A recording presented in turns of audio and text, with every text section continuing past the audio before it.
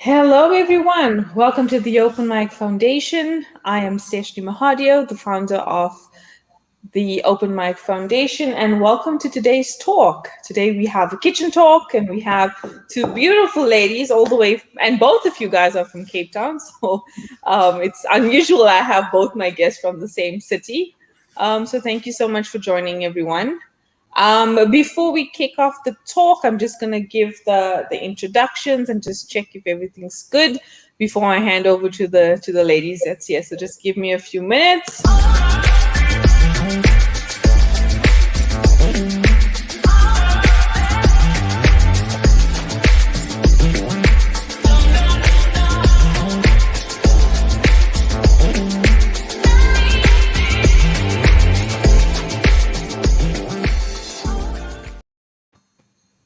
And thank you so much, everyone. So I am going to hand it over to the ladies for them to introduce themselves before I introduce what is today's kitchen talk and what are we going to be talking about.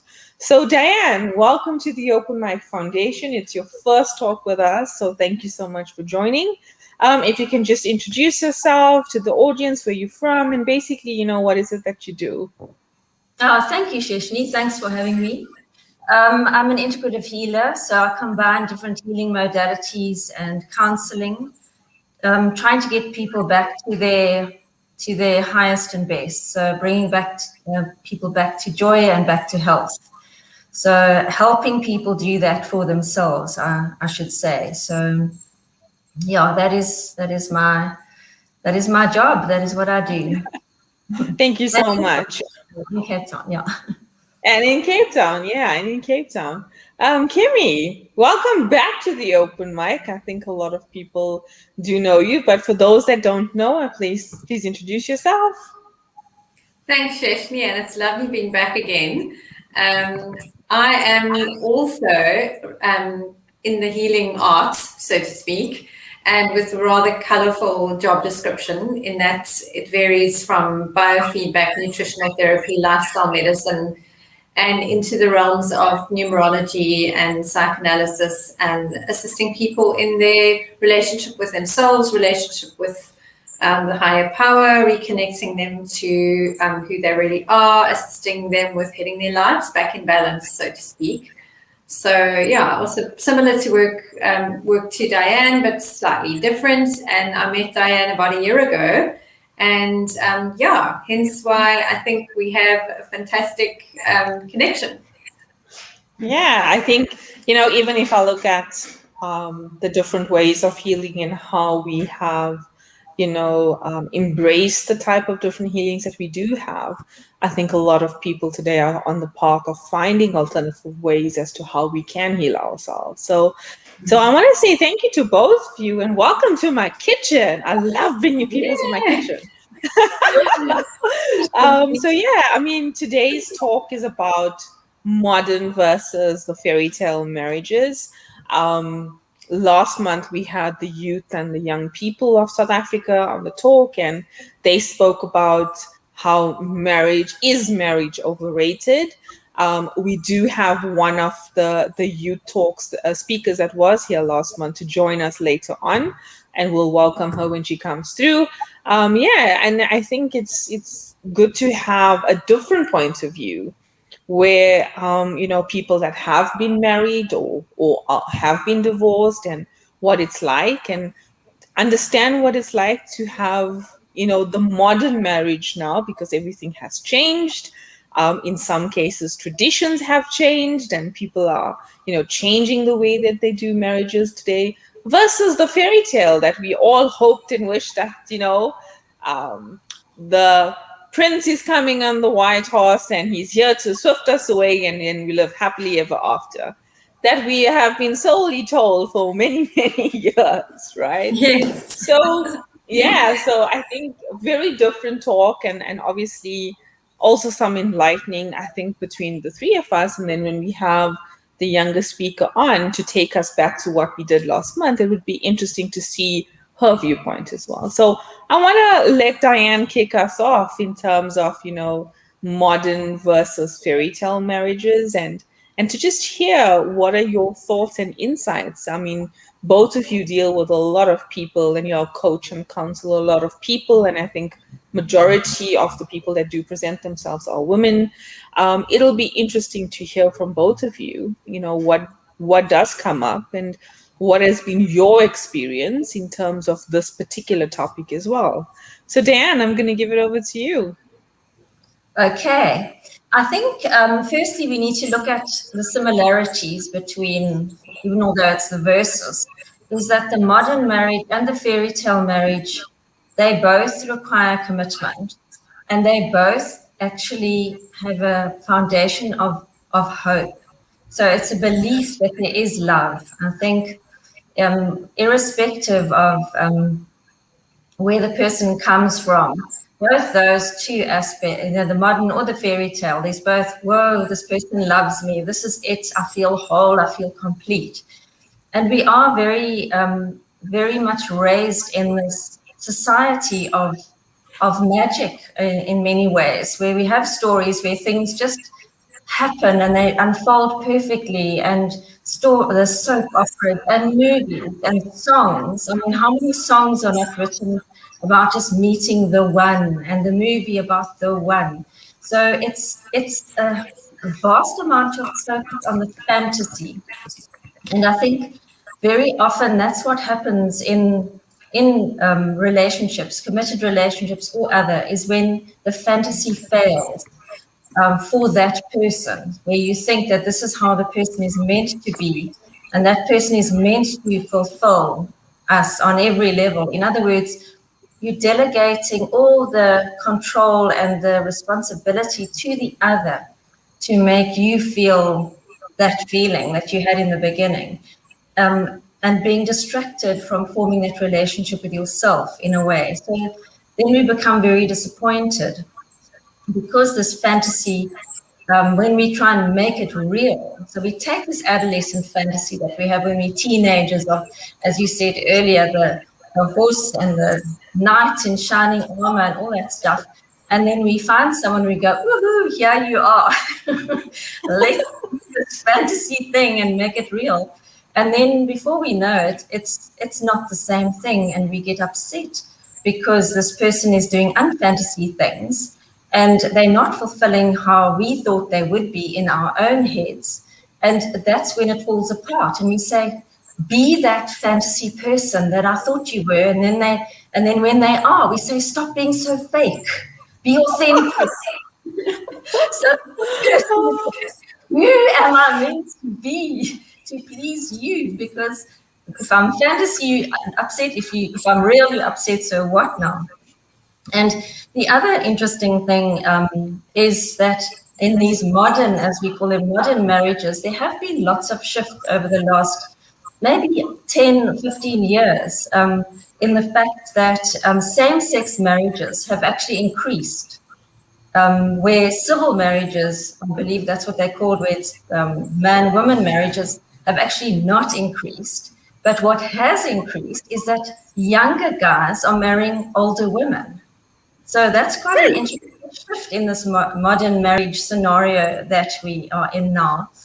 And also women are having children in their 40s, whereas in the fairy tales, I mean, you had to be 18 or something. I don't know how old you had to be, but it was almost, there was a timeline of you meet, you get engaged, you get married, and you have kids. It was a very rigid timeline. Now it's you meet, whatever, now they're saying that the average age is 37 to get married, whereas it was maybe 20 years ago, it was in the 20s. So I think from a statistical perspective, that is where modern marriages are different from the fairy tales. But I think otherwise they pretty much interact, they sort of interface with each other, is that we still hold onto that fantasy.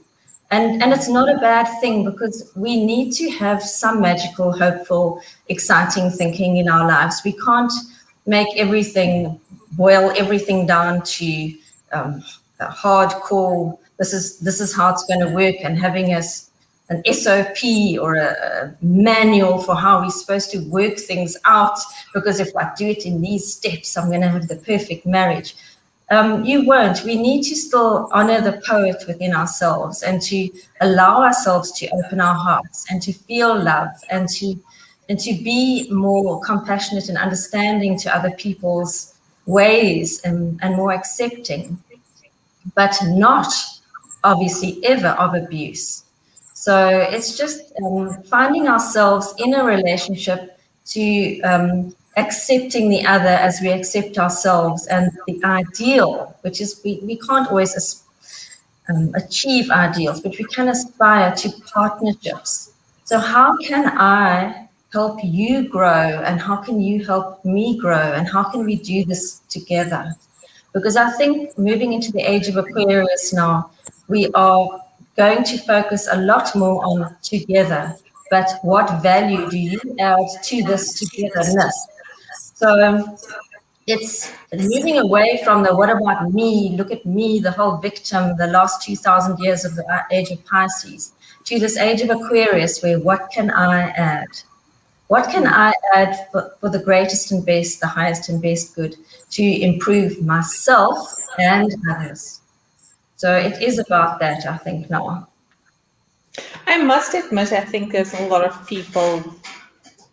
I'm gonna narrow this down a little bit. There's a lot of women today that does look at themselves in a different way, in the sense that they do question who they are and what are the things that make them happy.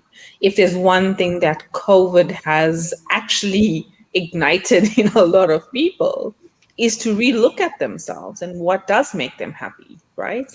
From what I understand, a friend of mine, she is a divorce lawyer, and she said there has been more cases of divorce in the last 18 months than they've ever seen. The courts are backed up with so much of cases of divorce. And, coming if I have to quote her, she says, people have realized that they didn't realize who the other person was until they had to spend the amount of time that they had to spend with them.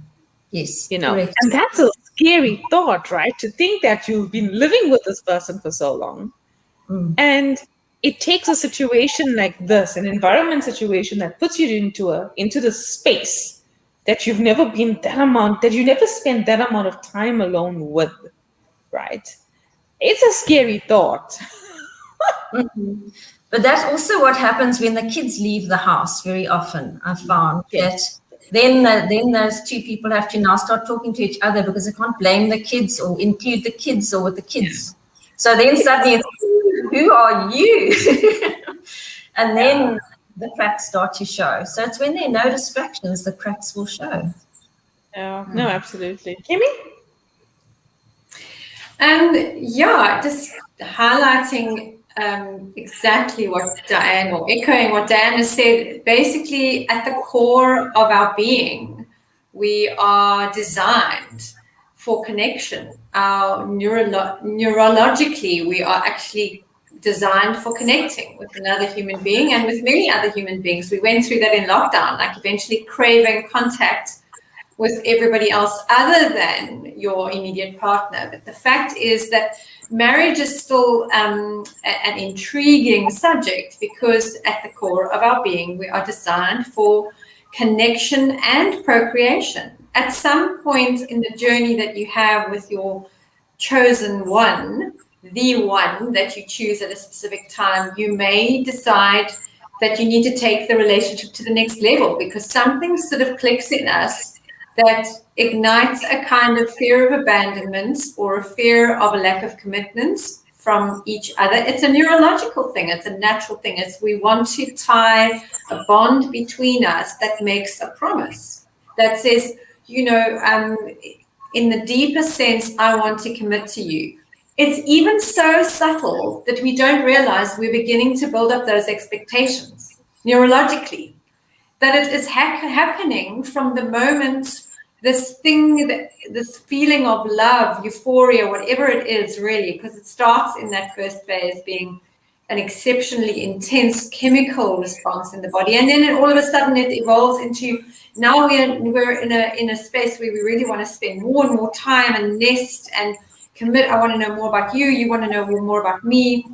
We connect, and then comes this age-old topic of like, okay, maybe we should get married, you know. And I think a lot of the deficiency in modern living has been that the process that one has been through between childhood and that moment where you suddenly are falling in love. Firstly, what I have noticed with a lot of my clients and even their teenage children is they are falling in love so early. I've had some clients where the children are 12-year-olds and they have boyfriends or girlfriends, which was unheard of in my day, you know.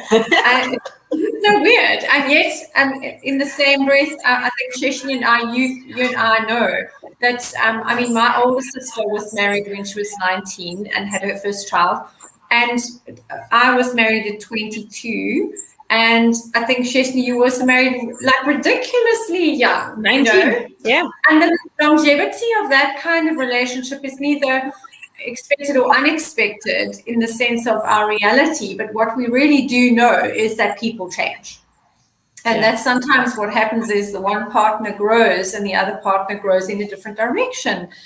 And hence why you have the whole, okay, marriage and divorce contracts, because there's a protection factor around each individual's dignity.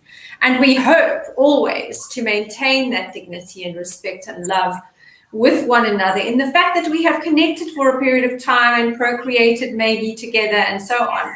But the fundamental base of everything is this fear of abandonment, or fear of rejection that causes people to maybe not rate marriage in the more sacred sense. And I think if what I do find is that there is an awareness growing, far-reaching growing, especially with the new young people, that there's more importance around the fact that they need to individuate, know exactly who they are, and not worry about the connection in itself, but more about the individual experience with one other person. It's a much more open-minded approach to connecting with another human being. Very often the relationships will last for many more years if there isn't a marriage contract in place, because there's this perception that, okay, we're not going to control each other, or we're not going to have false or unrealistic expectations. Either way, I think that the sacred act of unifying with someone is, the point of it needs to be made that it's actually a very spiritual moment you're having in time with yourself, not just the other person, but yourself is contracting with the other person to grow. Because other people make us grow. They force us to see an aspect of ourselves that we are maybe not seeing, or otherwise we go on journeys together. We witness each other's lives and we stimulate growth in each other. That's the hopeful. I mean, as Dyan was saying, a lot of this marriage is the promise of hope. We hope to journey this journey together and to come out happier, more abundant, and wonderful human beings, you know, maybe with children, maybe without, it doesn't matter. I think for me as well, what I notice is it's very important for a couple to establish what their core values are before they draw up a marriage contract, so that they don't become disappointed with, oh, but I thought this was this, but it's actually not that. But did you evaluate what kind of relationship you are happy with? Have you gone through the necessary conversations and communications? And I think Dyan would agree with me. One of the most flawed problems in society is the communication. You know, communication for all of us stumps us. I mean, the funny thing is that even in communication experience, where I consider myself a good communication person, in my own intimate relationship, there's always issues with communication, because we sometimes need a person who's outside the emotional space to guide us where we're not certain of what our contract is, our expectations are of this other person, and are they actually founded on good, solid foundations? You know, what is our spiritual belief that anchors this relationship? And I've always loved this poem by Khalil Gibran, the great poet, And I'll just read you the first, if you don't have it, I'll read you the first few lines, which is fantastic.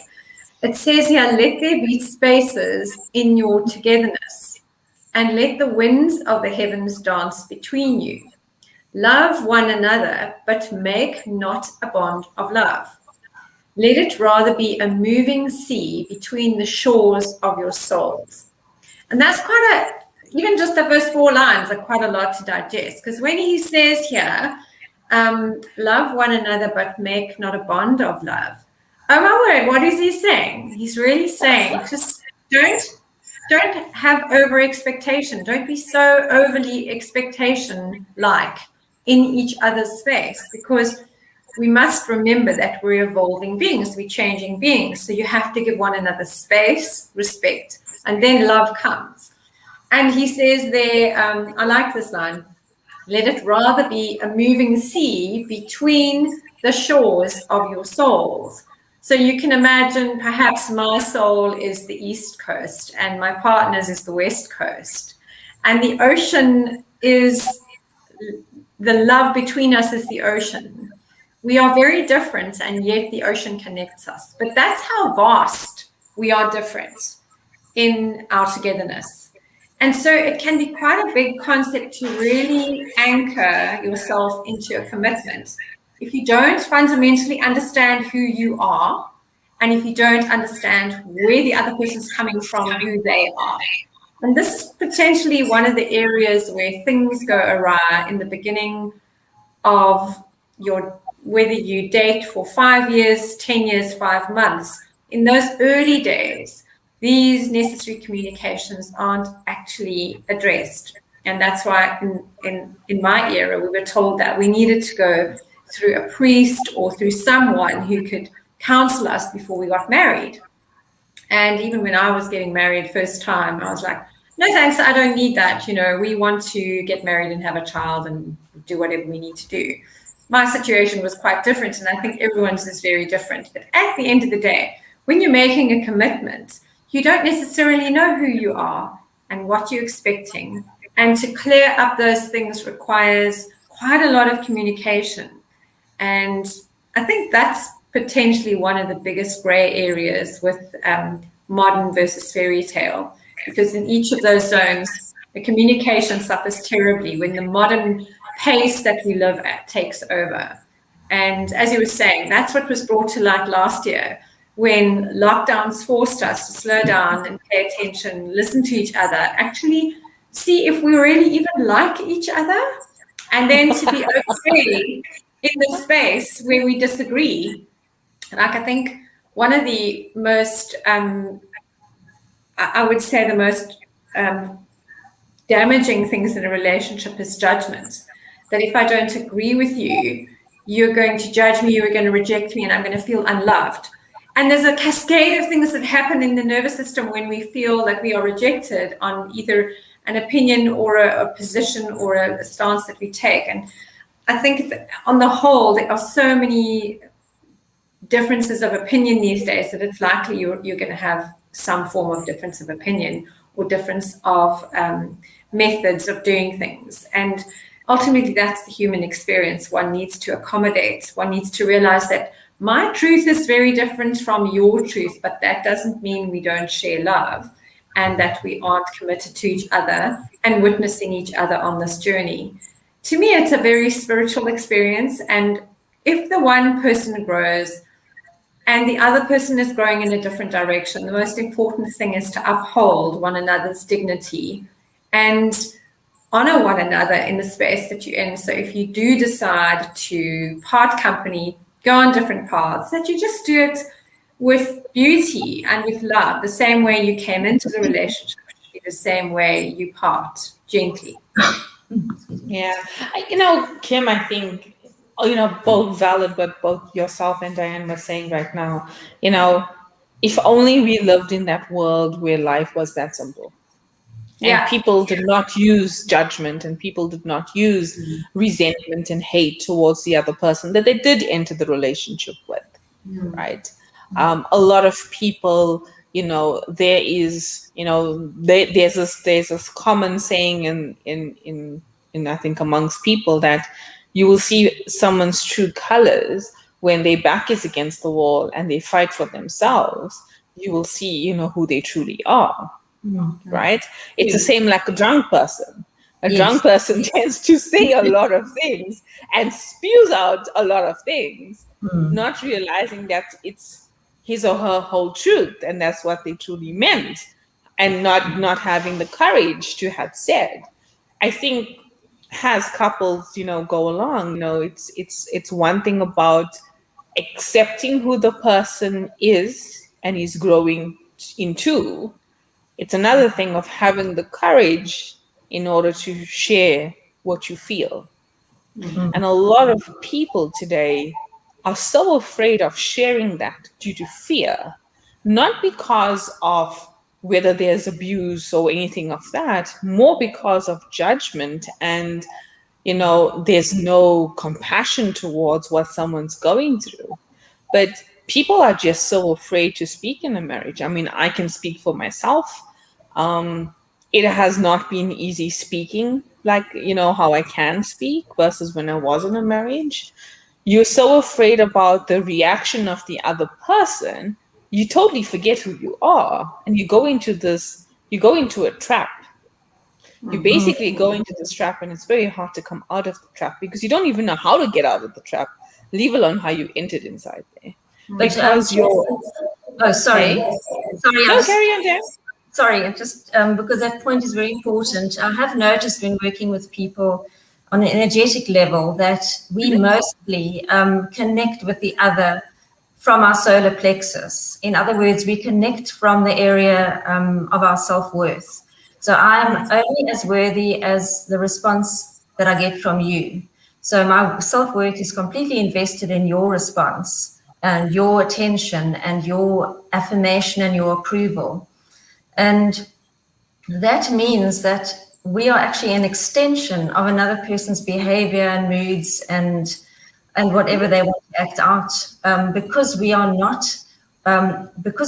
whole within ourselves. And it's not something that just happens overnight to become whole. Obviously, it takes a lot of hard work and it takes a lot of acceptance of how we are in ourselves. But once we become aware of it, then we can start separating that another person's response is their right.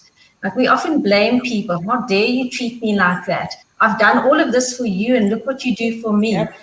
That person has a right to be who they are. That is, then we have the choice to choose our response to their behavior.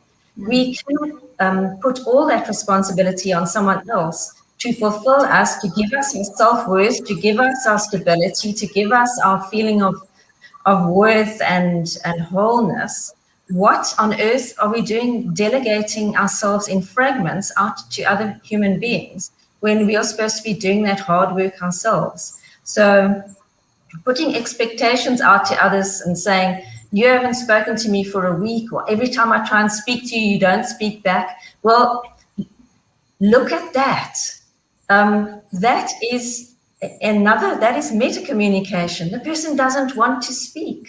What does that mean? Well, they're not interested. So we also have to start looking at the hard, cold facts of what is actually going on in a circumstance, instead of trying to weave between the lines and smudge and smoke and mirror the issue.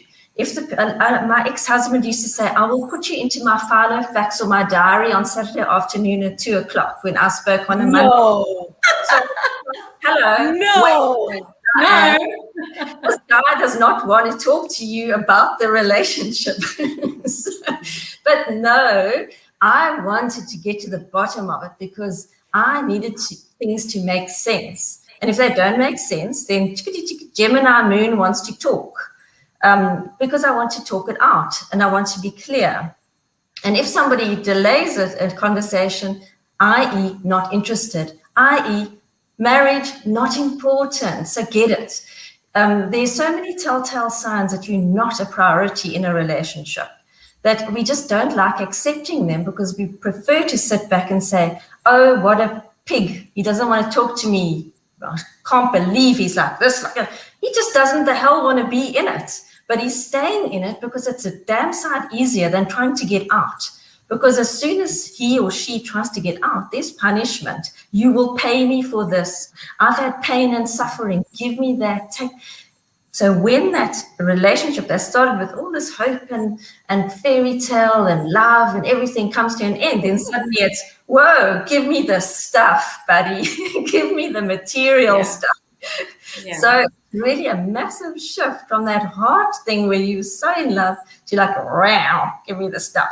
So I think that it's such a tricky, difficult, well, what I'm saying is that this solar plexus, it's so important.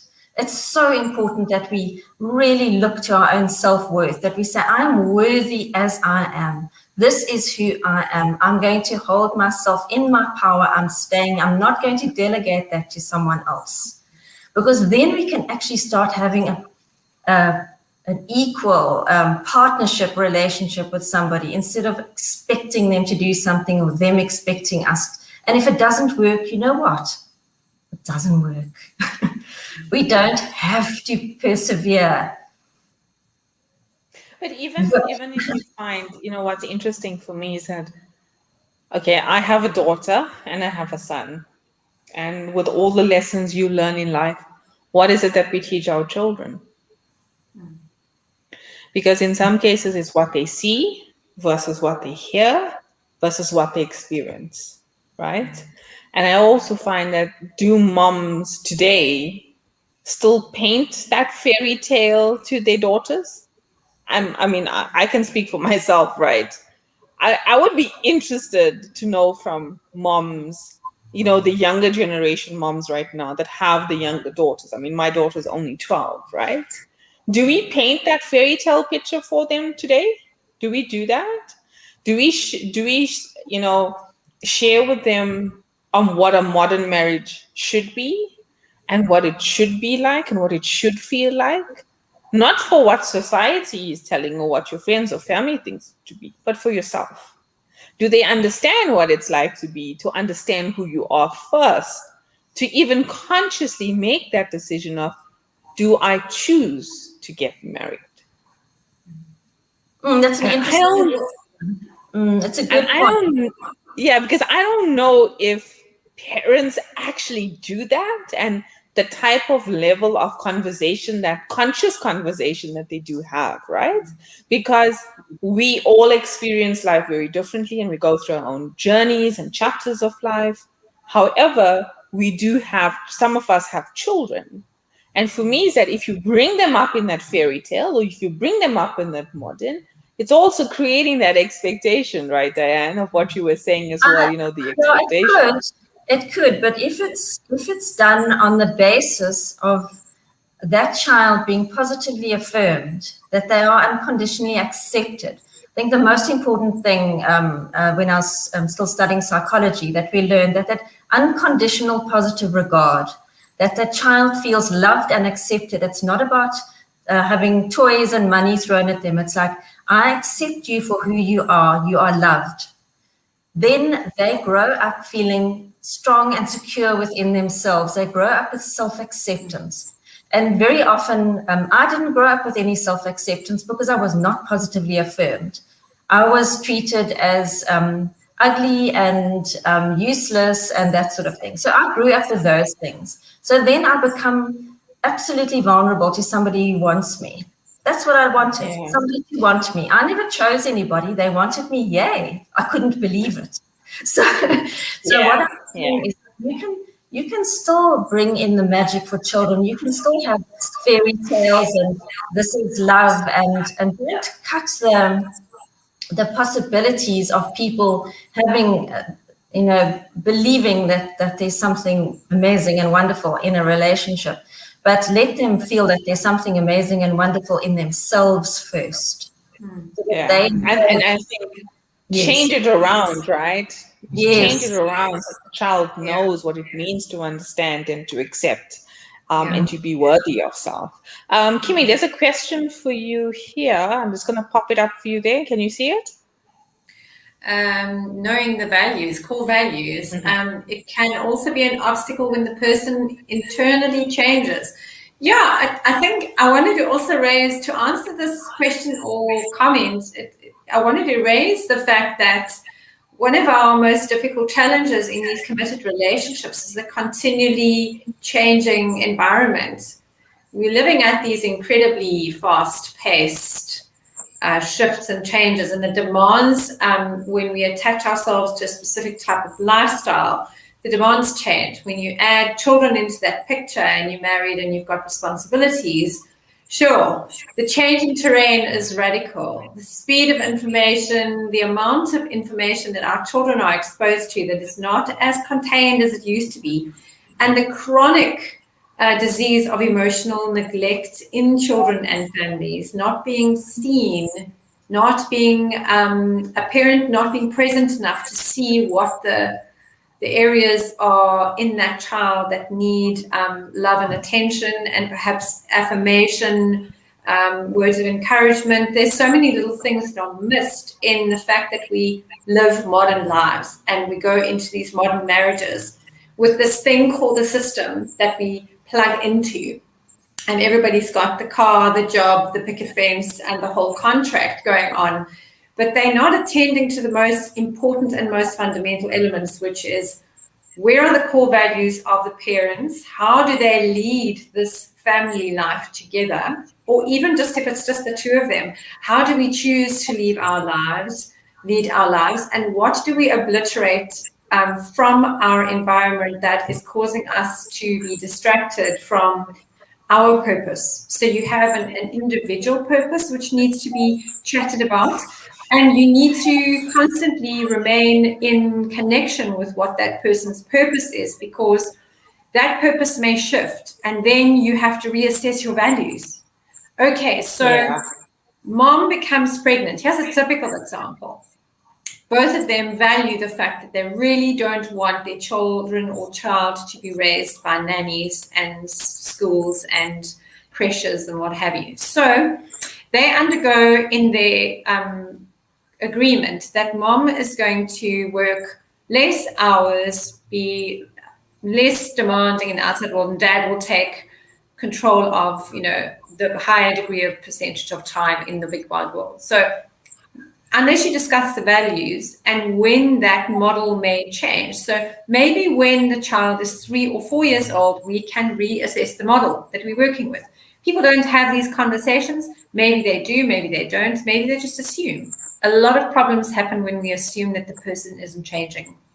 Yeah. Because even that mother, as she gives birth to that baby, starts to undergo the most tremendous amount of insecurity, because she will perceive in her nervous system that her freedom must be taken away. And it's a big problem. It's a massive problem if you're not able to talk about what you are feeling in each and every moment without being judged or saying, the person often says, but that's not true. And the real thing is that person's truth at the moment. Like, it doesn't matter what you say to me about truth. What I am experiencing right now is my truth. And so let's go back to reinforcing the core values. Remember what happened. Remember what we decided. This is important to me. This is important to you. I support you in this. I'm here for you. If there's any way we can change this, we will. But right now we can't change this. And I think very often human beings want to overfix things. We struggle we struggle with this problem in modern marriages and modern society, that something needs to be fixed. And very often I listen to long consultations with a person and I say, why are you trying to fix something that's not broken? Just because it's not perfect doesn't mean that it needs fixing. It's not perfect because it must be imperfect, because it isn't a perfect journey. It's actually not all fairy tale. And I sort of say, cut to the chase, talk really hardcore, difficult conversations. Be bold and brave enough with each other to take yourself to that space of vulnerability when you say, my core values have changed because I've learned something about myself in this process of having a baby. And even though 4 months ago I decided I didn't want a nanny raising this baby, I am going insane. So can we please have a nanny? Suddenly she's learned something about herself in the way that she's made. And that is when the other partner has to be there for that person and say, oh, she changed. In so many months, she changed. So there's so many variables with communication and understanding those values, because an incident in life, just like having a baby or a change of roles in a job, can shift your values. But it shouldn't shift so far away that you separate, because then you know that there was a real problem with your values in the beginning of this relationship that wasn't addressed. Yeah. I can certainly relate to a few of the things that you've mentioned. Sorry, I'm just interrupting you again. No, it's fine.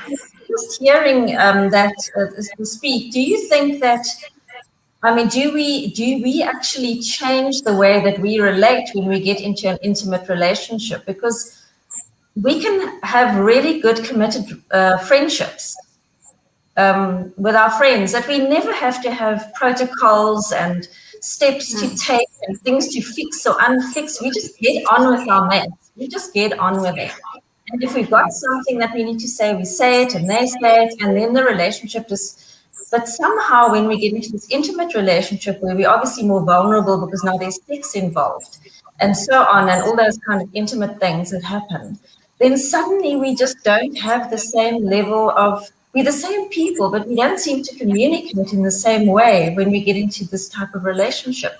So it seems that something shifts where we, I don't know what it is. I'm just thinking. So there's a few things, right? So their expectations have changed from the person's perspective, right? Clear as hell. Because first you was a friend and I had no expectations from you, but just being my friend. Okay. So there's no strings attached. There's nothing. When you move over that line or over that boundary, and now we are intimate, or we now in a committed relationship, the expectation is that I have more value to our relationship, or should I say, I have more trust towards you.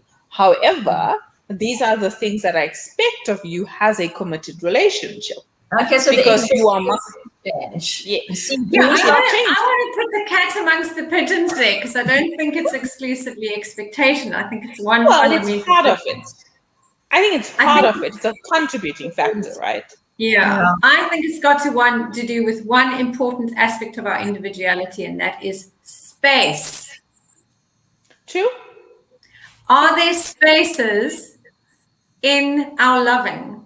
So I can be say for example, I can go and hang out with Dyan for hours and we have no arguments. We don't have any rubbish between us. We don't misinterpret each other. When we have some misunderstanding, she'll explain herself. I'll explain, oh, that's what you mean. Okay, bye. I'm going home now. And now we have space between us to somehow process what it is that we have built in our relationship.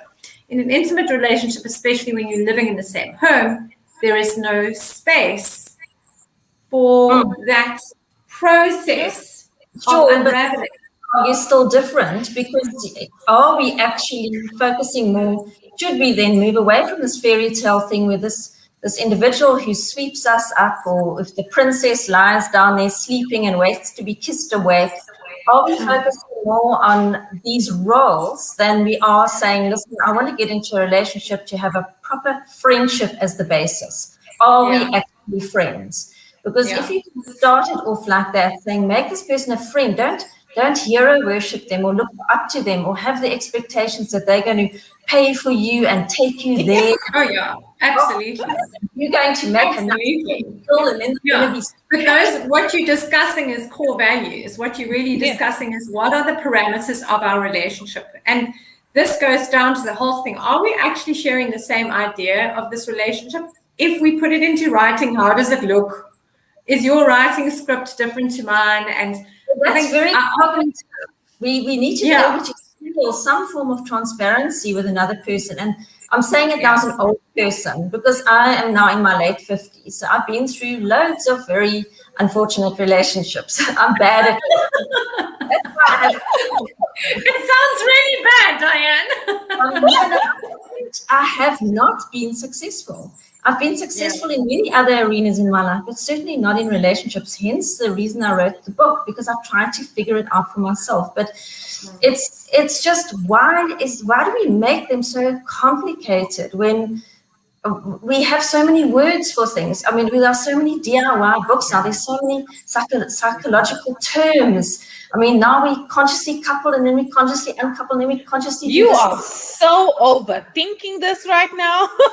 Yeah, but it's true. One must realize. Simple. So just keep it simple. Keep Yeah, it simple. that's what I'm saying. I think it's actually quite successful anyway. It to me, when it's very important that we use this word successful, because it also has got to do with your self-worth. I've heard myself saying once, I fail monumentally at relationships, and yet I am so invested in them. Like my whole core value, when I did my core values assessment, like I crave the most to have a really deep and meaningful relationship. But what I recognize is the work. So in my research, I'm like a typical researcher galore. I research what it means, and then I research, okay, what do I have to do in order to do a deep and meaningful relationship? Not have one, but to do one. And one of the biggest things is an investment in time. And a lot of us cannot necessarily invest that time. The time required to invest in the communication that's required is, like Dyan says, it gets so complicated. To keep things simple is the most difficult thing. That is how paradoxical this love thing is, this marriage fairy tale domain, where it is a paradox. The one, if you say this on the other side of the spectrum, it contradicts itself. To keep things simple is often complicated because human beings are complex. It's just we're so complex. And this goes down to me, what I really realize is I've got to be responsible for myself. I've got to be responsible for my well-being. I've got to have empathy and forgiveness for the other person. I've got to understand that my journey is spiritual, not emotional. That the relationship in itself is successful if I am doing my own well-being and respect and love for the other person, even if they're behaving like a complete idiot. I know that I can do that sometimes as well. And then just regarding the other person's life as their own life, like you are not beholden to me and vice versa. I have your back. In the situation, I have your back. I witness your life. I love and care for you in the way that I know I can do, and vice versa. So it's this exchange that we go into, and the imbalances happen when those expectations of exchanges start to be, I've done this for you, what are you going to do for me? Then that's not authentic. That's not simple. That's when it gets complicated, is where we feel, I've done this for you, you need to do something for me. It kind of needs to be an understanding that you are responsible for your own self-expression in the marriage as well, or in the relationship, so that the person knows where you stand all the time. It's how we communicate that's making things complicated. And there is the very strong, like the complications, I think, also come from the fact that there's too many interruptions from outside influences. Yep. And it's becoming a very chronic problem. It's a chronic problem in maintaining the core values of the relationship, is outside noise, outside information, distractions, etc. So before I bring our other speaker on, I just want to say as well, as much as we, I don't know if people have these conversations, to be honest with you, whether they have those values and whether they set those boundaries in when they share what is it that they want and needs and what is it that they should be embracing in a relationship. I have no idea. We can bring the young speaker on, we can find out from the youth's perspective, right? I myself cannot comment on that. What I am interested is, though, what do people think about prenups before getting into marriages, right? Because prenups as well is a very, very difficult conversation to people to have. Now, I can speak on behalf of myself, and I think maybe majority Indian families. I could, I'm not going to say majority, but Indian woman is not shared to have prenups in marriages. I don't know if it's changed now. I have no idea. I could be corrected, right? But our family said you should be married in community of property. You should be sharing. What is yours is mine. What is mine is yours. Guess what? It doesn't work like that in the real world.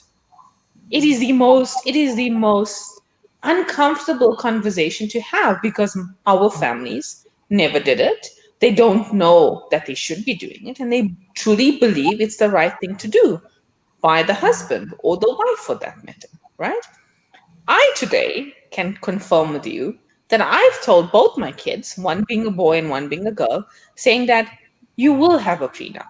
There's no choice. Not only to protect you as an individual, but to protect both of you in a marriage as a union. Not to be taken as a direct insult to somebody because people think, why should I have a prenup if we're married? We're one unit. No, we're not, right? You have your own, it's like how you have your own voice, you have your own expression, you have your own thoughts, you have your own feelings. You have what belongs to you as well. There's nothing telling you not to share. By all means, please do not mistaken what I'm saying. However, when it comes to yourself and what you have done and what you have built, it is for you to take ownership and responsibility for that. And I don't know if the modern parents are telling the children that today. I have no idea.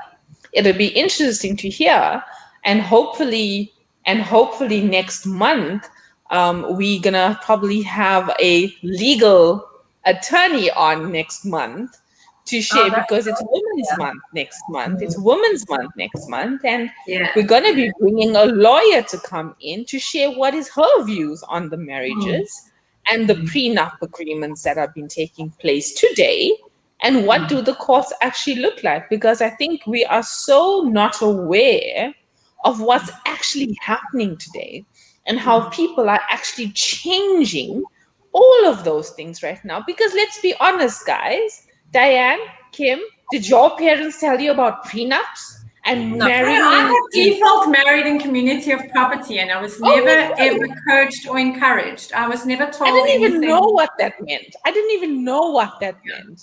But Diane, that's you? the difference then. The prenup is the defining difference between the fairy tale and the modern.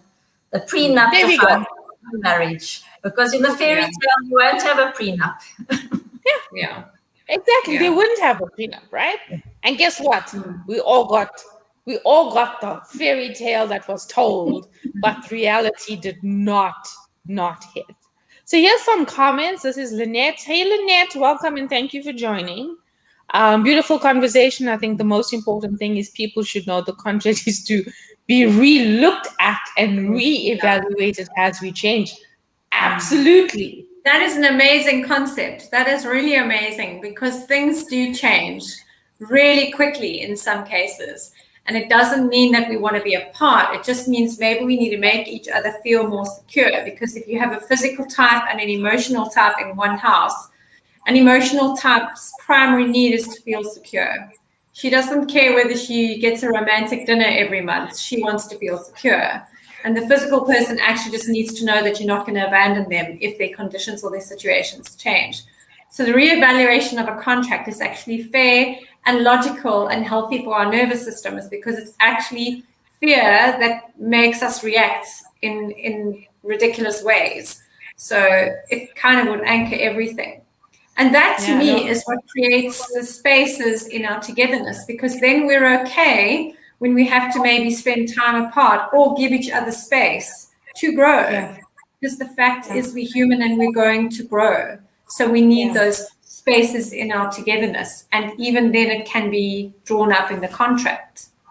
I think a question that I need to ask our guest in August when she comes up, the lawyer, is to find out from her what it does make to relook at those contracts.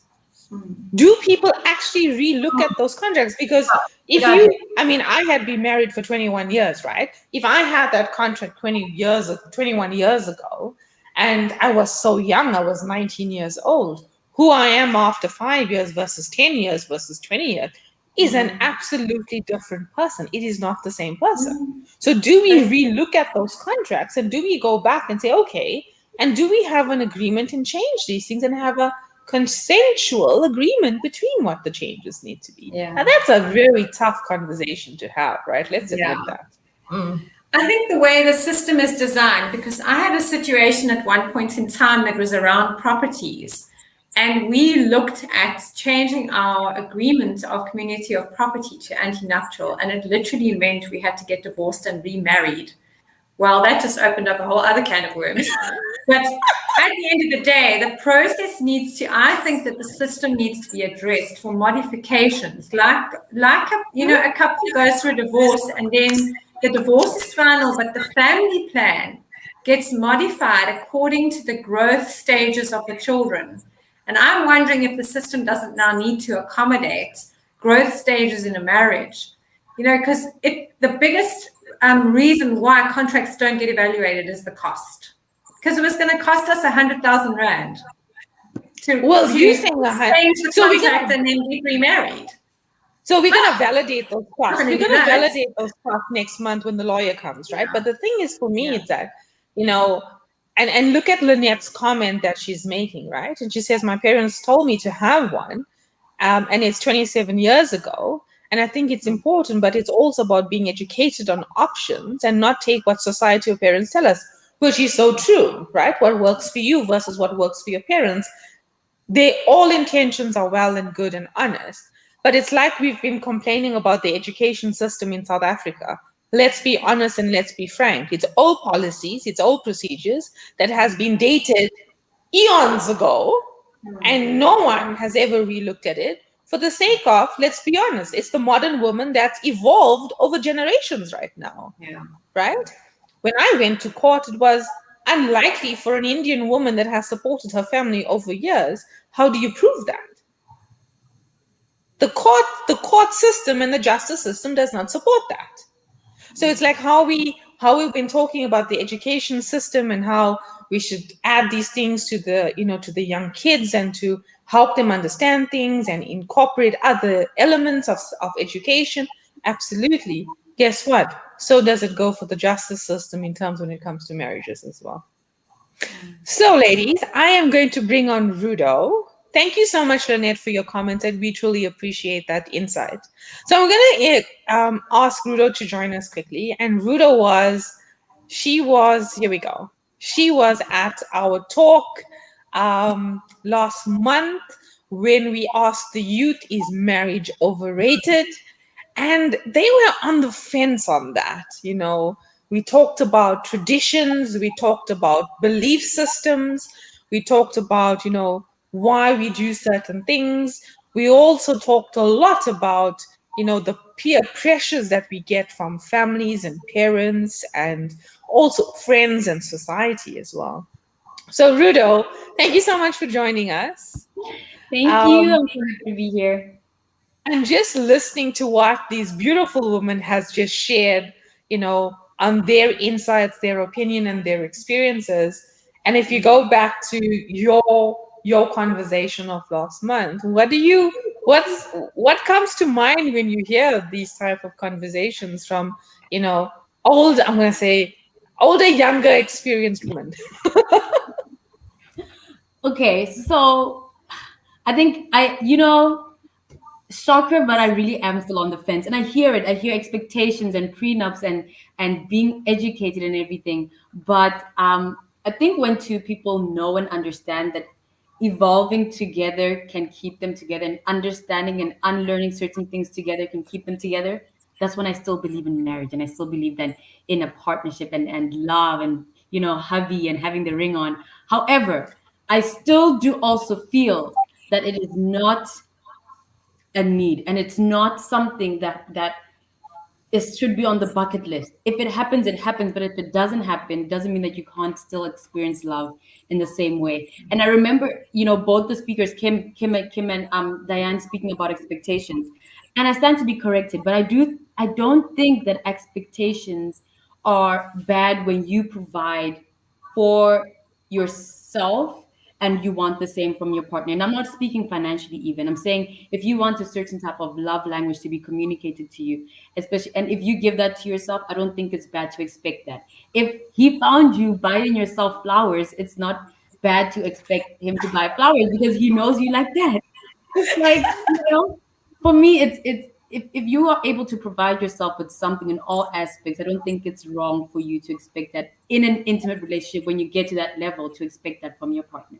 And also prenup, yes, a necessity, definitely.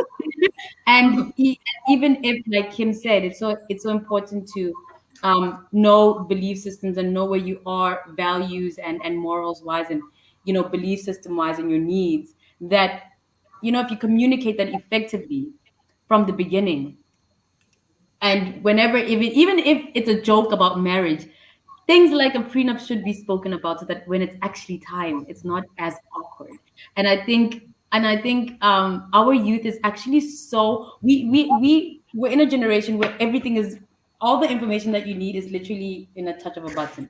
I don't think at this age, if you've been dating, a prenup should be something that you haven't heard before. I think back then, like, and I'm not saying you guys are old, you guys are not old.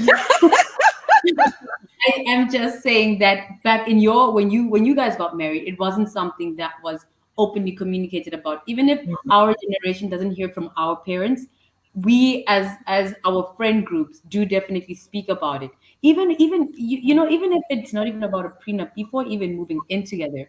Oh, are you moving into his place or is it her place? Oh, are you guys sharing a place? Oh, are you guys bond together? So things like that are already discussed in our youth. We are I want to say at this age we have been given the advantage to know so much more than what you guys were at our age.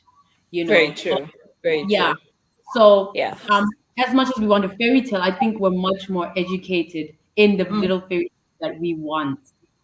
Yeah. I don't think it's Cinderella and he sweeps you off your feet. Yes, but we're more knowledgeable about what we would be getting ourselves into.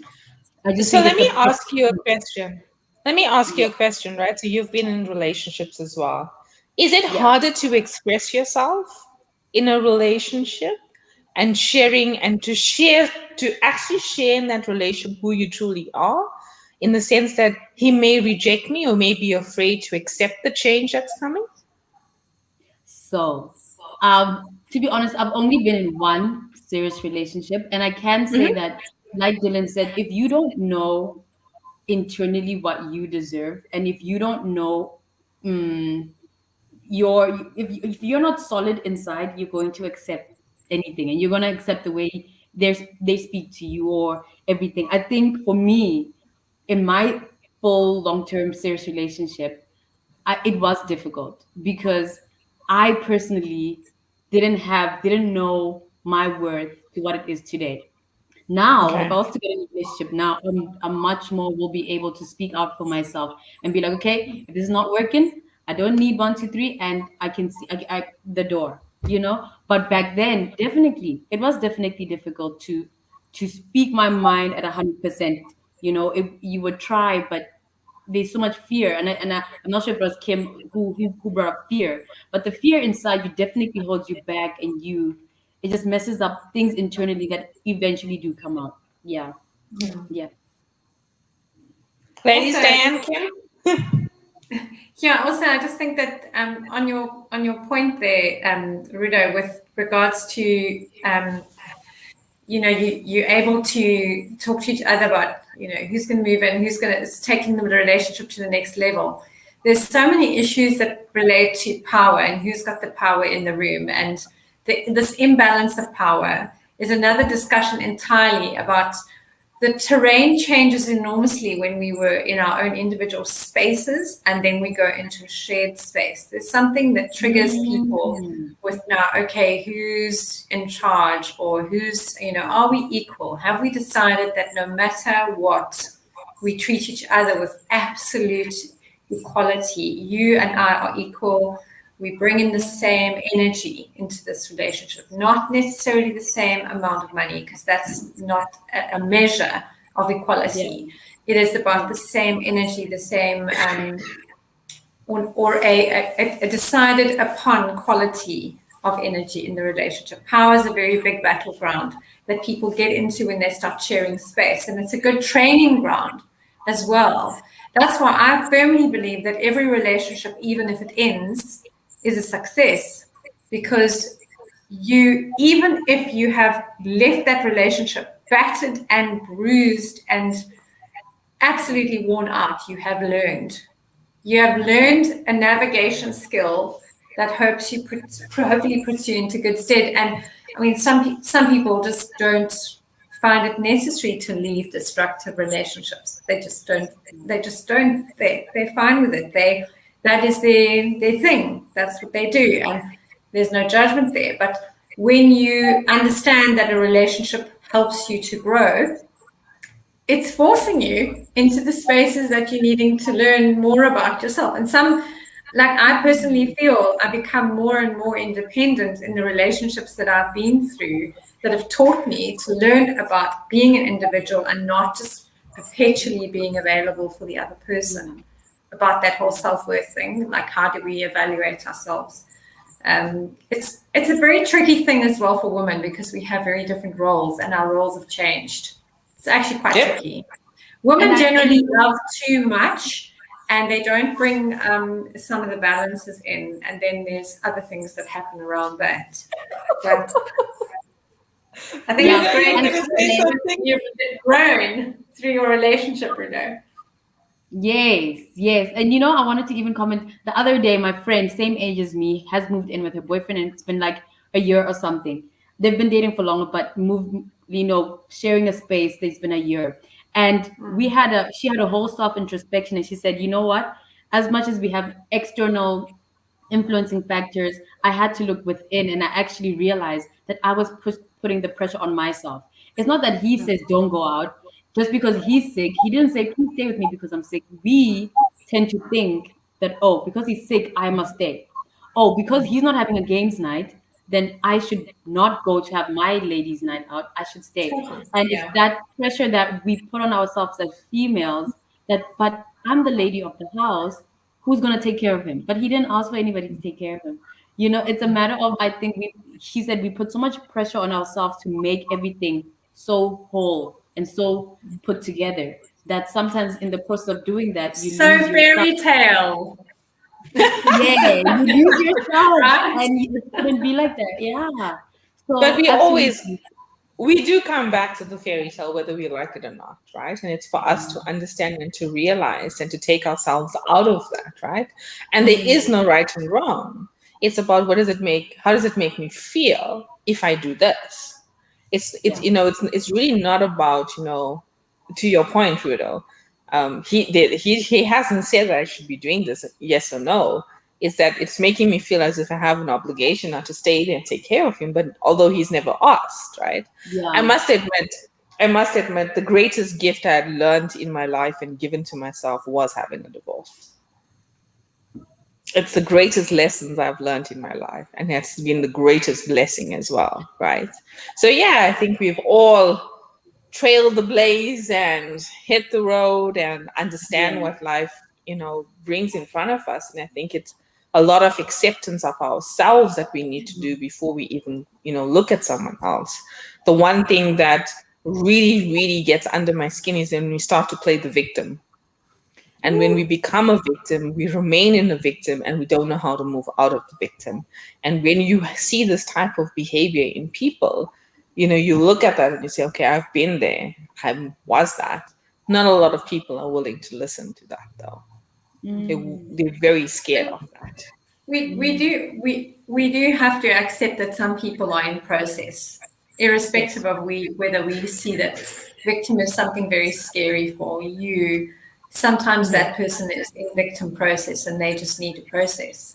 And again, nothing needs to be fixed. We perpetually want to fix everything, and you can't fix the fairy tale stuff that's woven into us, especially as females.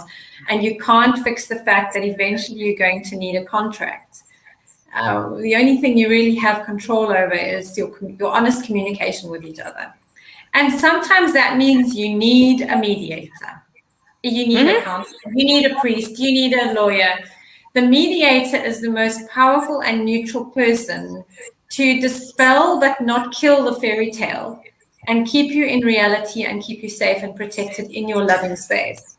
Because we have to have spaces in our togetherness. That is what I love about that poem. We absolutely have to have spaces in our togetherness. Yeah, absolutely. Guys, I'm going to wrap it up. I want to say thank you, ladies, so much. It has been a beautiful Sunday afternoon with all of you and just sharing your insights and your thoughts and, what have you been exposed to and our experiences. It's enlightening to hear other people's experiences and what it's taught us at the same time. So, Diane, I want to give it over to you. Any final thoughts, some comments that you have from your side? I don't actually have anything specific. I just think, as a whole, we've all said that we need to really work on our relationships with ourselves, or cement our relationship with ourselves. If we're happy in our own skin, if we can find our joy, if we can do what makes us happy, then we'll be better people for everyone. I know it sounds very simplistic and easier said than done, but I think the more that we can do that, the less. The names have gone off now. It's Ruda, hey? Ludo, yeah. Sorry. But the expectations, I hear what you said, and you're quite right. It's just what I mean is that we mustn't put so much, invest so much of our own self into expecting someone to be someone else. So in other words, don't put our self-worth. Don't invest our self-worth in the expectation that somebody's going to fulfill us and make us feel better about ourselves. So we need to feel good about ourselves. And the more people that can be just aligned with that, just feel good, just honor yourself, walk in your light. And then it makes such a difference globally. We just need to each turn on our lights and say, this is me. This is who I am. If you don't like it, it's okay. If you do like it, it's also okay. So that we don't walk with this thing of, I better be this. Or, when the person is sick and then you feel, to do the right thing, I better stay at home and look after him. That is just almost, it's an over-compromising and it's making complicating. So make it simple. Do the best that we can to like ourselves, to shine just as we are, to accept ourselves that we are perfect as we are in the most humble, amazing way, and then bring that light to others. Oh, thank you so much for that, Diane. Diane, just so that people know, Diane is also an author and she's written a book. She's actually given some books to us. Diane, you know what I'm going to do? It's Women's Month next month, right? And if it's okay to you, we can give those gifts out to the women at next month's talk. And then I'll send you the details of who the winner is of those books, because we have quite a bit of people coming on next month, and we'll be able to, and then you'll be able to share those books with them. And what I will do is put it onto a group for people to see where they can get your book. And I think in the Facebook chat, if you can go on to, I'm not too sure, I couldn't tag you on, so it was a little bit hard. If you could share the link to your book and to show people the publication, that would be really great, just to honor some of the time that you've done as well. Thank you so much. Thank you, Sheshnee. Thank you so much. And thank you so much for giving us those, those books, and to share, your knowledge as well with your written book that you've done. Yeah, thank you so much. Kimmy, any last words from you, huh? Just let there be spaces in your togetherness. Otherwise, I'll talk for half an hour. Well said. Do you know anything from your side? Yes. So I received this a while ago. Yeah. And I want to read it out because it makes so much sense and I think it's fitting. It says, love doesn't just sit there like a stone. It has to be made like bread, remade all the time and made new. And I read that for self-love and the love that you share with others, and a romantic love. Nothing can stay the same. That is really good. Yeah. Thank you. You know what you need to do is just post it onto the, if you can post that saying onto the comments, onto YouTube, or send it to me and then I can just post it into the chat. That'll be really great for the people to see that. All All right. right. Ladies, I want to say thank you guys so much. It's been such an honor to have you guys onto the show. Been really great. And I want to say, guys, thank you guys so much to our audience and to sharing this afternoon with us. I do appreciate it. Ladies, have a fantastic Sunday afternoon. Thank you. Thanks, Thanks, Sheshnee. guys.